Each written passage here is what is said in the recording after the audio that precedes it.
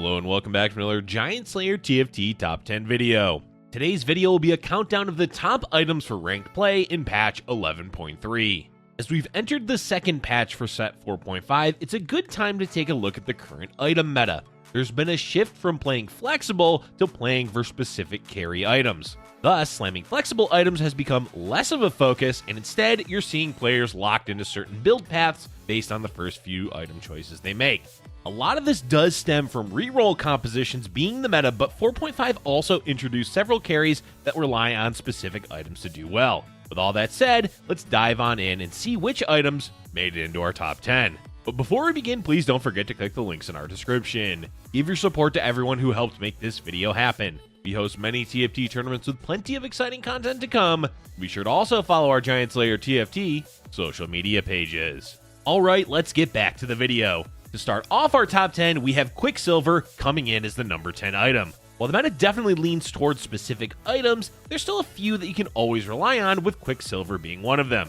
There's still a lot of crowd control to worry about in set 4.5, so protecting your carry is a high priority. Of course, you won't always need Quicksilver, and some games it's going to be difficult to procure, but a majority of the time, if you can secure it for the mid to late game, it's a worthwhile investment. That said, there are a few champions that absolutely won't need it, such as Olaf or some of the assassins. Olaf specifically has a built-in unstoppable on his ability when he uses it, so having Quicksilver for him is a bit redundant.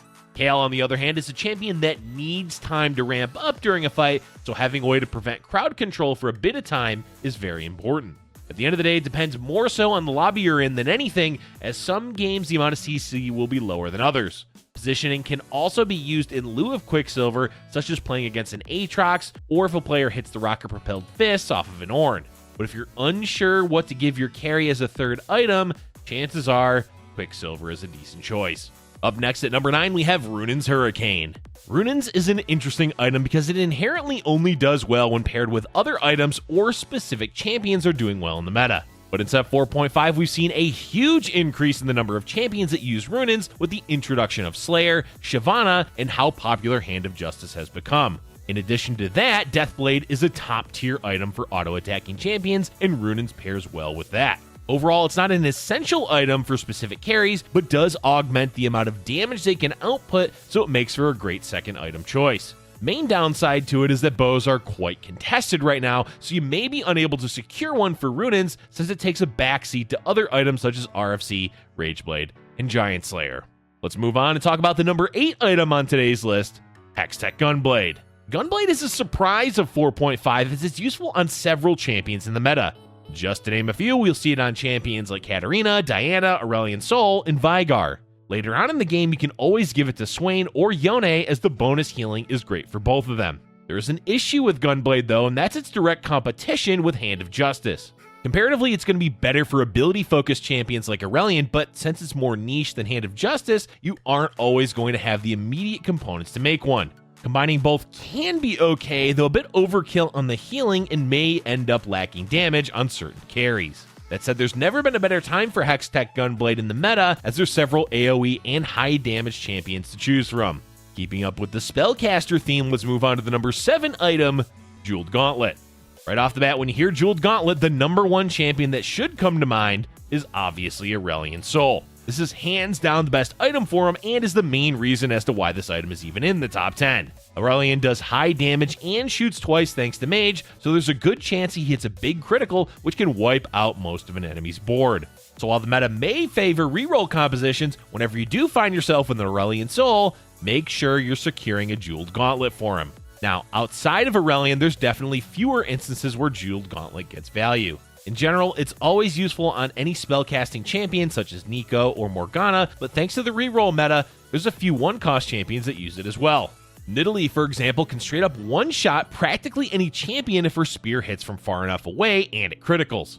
Nasus is surprisingly good with it since his damage is dealt over time, similar to Morgana, except only to one target.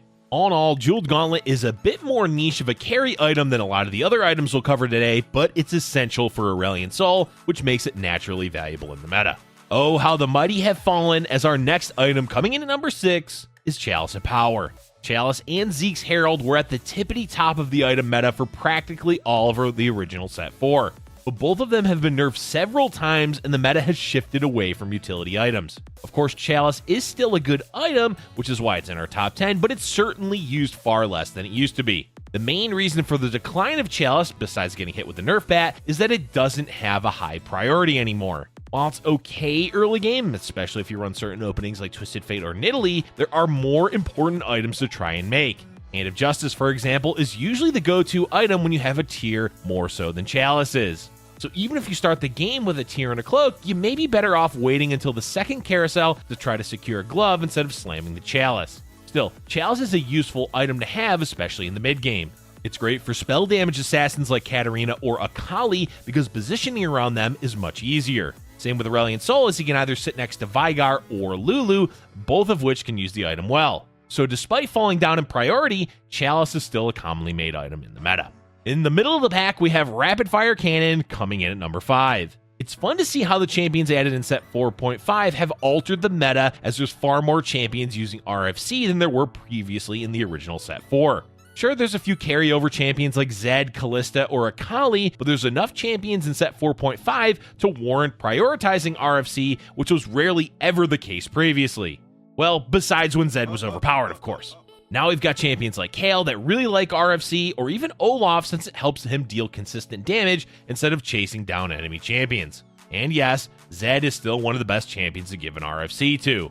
Now that there's several champions that want to use RFC, it has made Bo one of the top components to go for and is quite contested on carousel rounds. What's really interesting about RFC is that the item inherently isn't that strong. The main reason as to why it's useful for certain champions is that pathing and unit movement can cause champions to do far less damage. Maybe in the future, if pathing and movement is ever improved, we may see RFC fall out of the meta entirely. Until then, it's a useful item for several melee champions and even a few ranged ones. Next, we have Guardian Angel coming in as the number 4 item.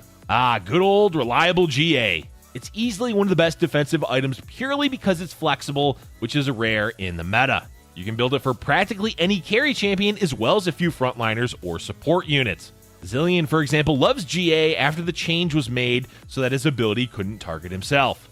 As for any specific champion to give Guardian Angel to, well, there really isn't one.